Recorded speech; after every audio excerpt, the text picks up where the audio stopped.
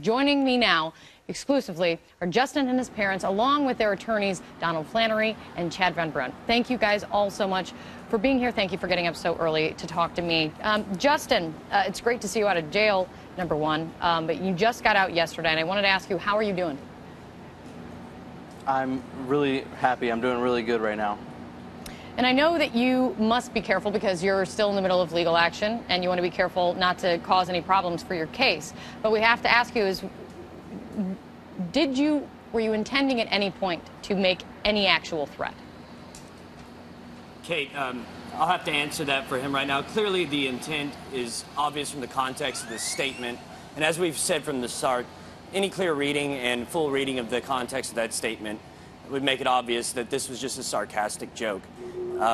As things develop through the trial, or if we get to trial, anything like that, it's just going to be abundantly clear if it's not already. Now, Chad, Justin, I did see you shaking your head when we were airing that piece, when you heard me read that comment that was posted online. When you hear even me read that comment that you say was a joke, what do you think now? I just think that it got taken out of context and it's been blown out of proportion. Did you ever think that a comment like that would land you in jail? No, I did not. So now what do you think today, after what you've been through and been behind bars for some 4 months, now standing with your family but still facing a very uncertain future? What are you thinking today? Well, right now I'm just taking it one step at a time. It's been so much to take in all at once after being deprived of so much, you know, and I'm just really elated now I'm out to enjoy, you know, everything.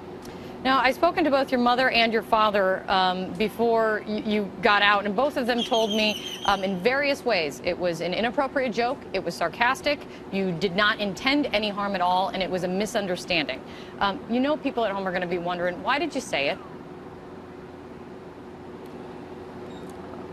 Well, there's a response, obviously, to a comment between two people. Somebody called him crazy. And in the context, it's a response, yes, I'm so crazy. And you got elaborate about it. And a little bit distasteful, maybe. But it's just obviously a sarcastic response to being called crazy. Now, Jennifer, Jack, you've both been very emotional when we've spoken to you about the fact that what your son and your family is going through. Jennifer, what is it like now to have him home, at least for now? Well, for now, I'm over the moon happy. It's been hard sleeping. I just want to spend all my time talking to him and looking at him. And there's been a lot of hugs going around and crying, but happy tears. And we're just so very happy that he's just outside, and we don't have to worry anymore about him being hurt or not knowing what's going on with him anymore. And for any parent, that's just such a relief. And Jack, when you and I spoke, Justin was in jail because you guys could not afford the $500,000 bail that was up against him. The reason he is out today is because of an anonymous donor. What was your reaction when you found out that someone was posting that for him? It's disbelief. I still kind of don't believe it, even though he's standing here. I had to sit down. I even asked Don if it was a joke. I was just completely taken aback. It's just such an amazing thing.